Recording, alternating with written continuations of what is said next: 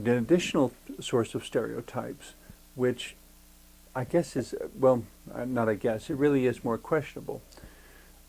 Questionable in the sense that things need to be questioned, not that they need to be derided, not that they need to be devalued and rejected, but that they need to be questioned. To question something is not to say it's bad, but to say, what is it? When you say, where is someone from, and they name a place, and you've heard some things about that place, but it's reasonable to think that not everyone in that place is the same, so that there will be some people from that place with whom you could be great friends, and some people from that place with whom you really wouldn't get along well at all.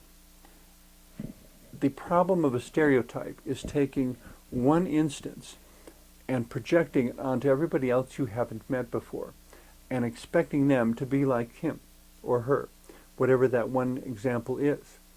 And so suddenly we have this stereotype floating out there that is based on projection, not actual experience or observation.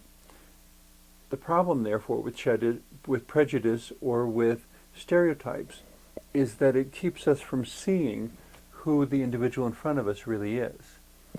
They may have some things in common with what we've heard, but they may be completely different.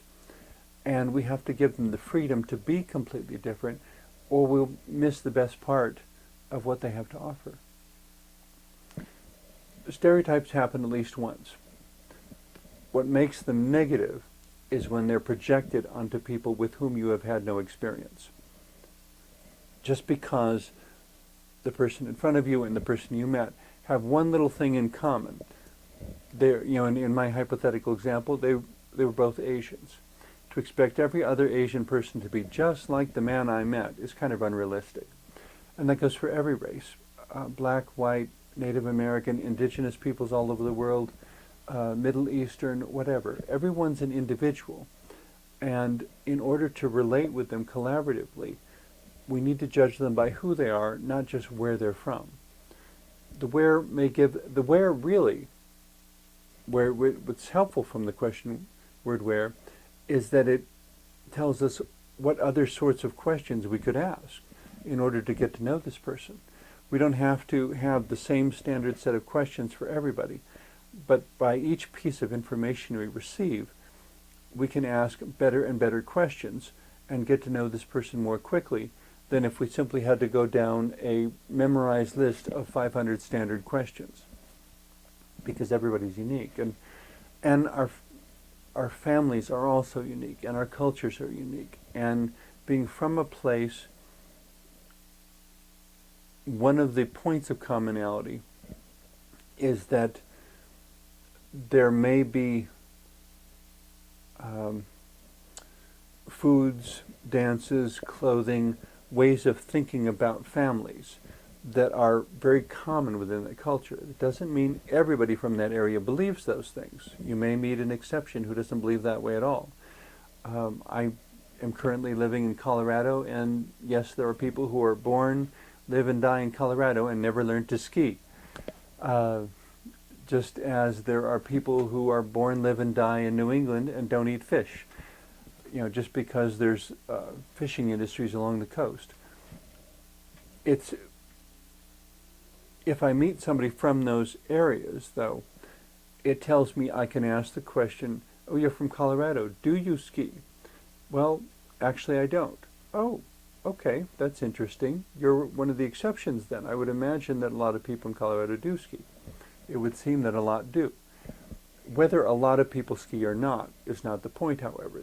The conversation you're having is with this individual who has now told you that they don't ski. Like, okay, were you born in Colorado? Did you move there? If you moved there, what was it about Colorado you really liked that would make you want to live there?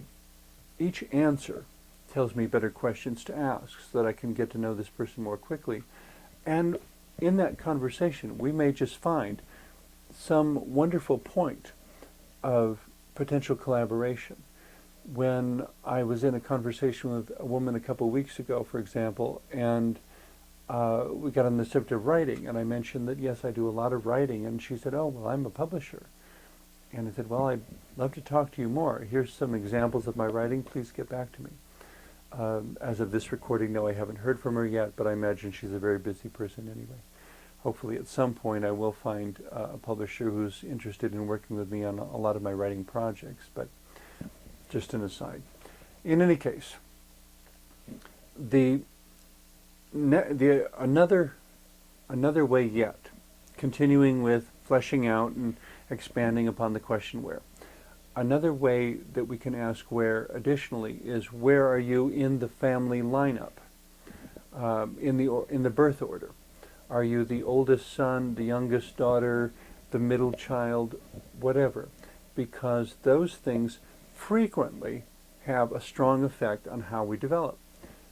They don't, even having a common effect though, if you got everyone together who was the middle child, everyone together who was the oldest daughter, everyone together who was the oldest son, there would still be an enormous amount of difference between all the people gathered. Because while that placement in the order within the family has, I think, a largely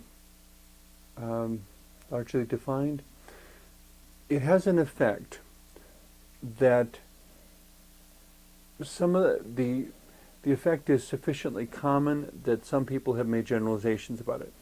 Once again, as we said earlier, everyone has the freedom to be the exception. In spite of being the oldest child, I am whatever. The conversation you need to have is with the individual in front of you.